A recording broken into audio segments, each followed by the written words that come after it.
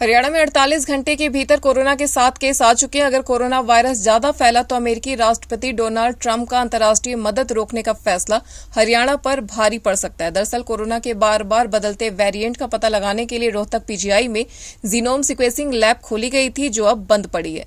Lab में genome sequencing की machine जिस यूएस एंड संस्थान ने डोनेट की थी, उस पर अब डोनाल्ड ट्रंप ने रोक लगा दी है। इस वजह से सैंपल की टेस्टिंग के लिए मिलने वाला रिएजेंट मिलना बंद हो गया है और 2 साल से यहाँ टेस्टिंग बंद हो गई है। ऐसे में मजबूर होकर हरियाणा स्वास्थ्य विभाग को दिल्ली में सैंपल भेजने होंगे। कोरोना के वेरिएंट के बारे में जितनी देरी से पता चलेगा, उसका इलाज उतना ही मुश्किल और मरीज की जान को भी उतना ही ज्यादा खतरा बढ़ेगा।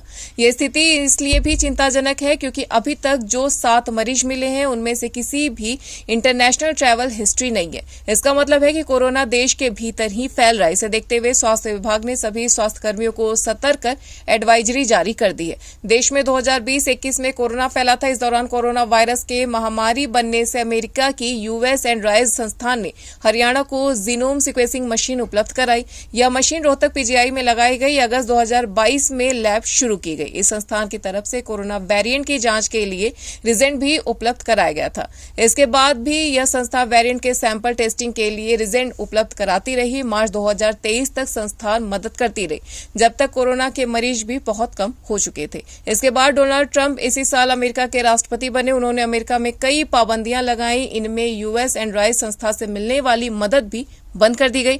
यह संस्थान आपदा में राहत, गरीबी कम करने और लोकतांत्रिक सुधारों में दूसरे देशों की मदद करती थी। इस संस्था के बंद होने से अब रोहतक पीजीआई को उनसे रिजेंट मिलने की उम्मीद भी खत्म हो गई है। अमेरिका के संस्थान की मदद बंद होने के बाद देश में बेंगलुरु की एक कंपनी है जो रिजेंट सप्लाई करती है। रोहतक पीजीआई ने उससे कोटेशन मांगी थी, लेकिन कंपनी उपलब्ध नहीं करवा रही। इसकी बड़ी वजह यह भी है कि रोहतक पीजीआई से 3 कोटेशन न होने पर बिल पास नहीं होते। चूंकि यह कंपनी अकेले ही रिजेंट बनाती है, तो ऐसे में डर है कि अकेली कोटेशन होने से उसकी पेमेंट फंस सकती है। इसी वजह से वह पीजीआई से किनारा कर रही है। News desk, anyone live.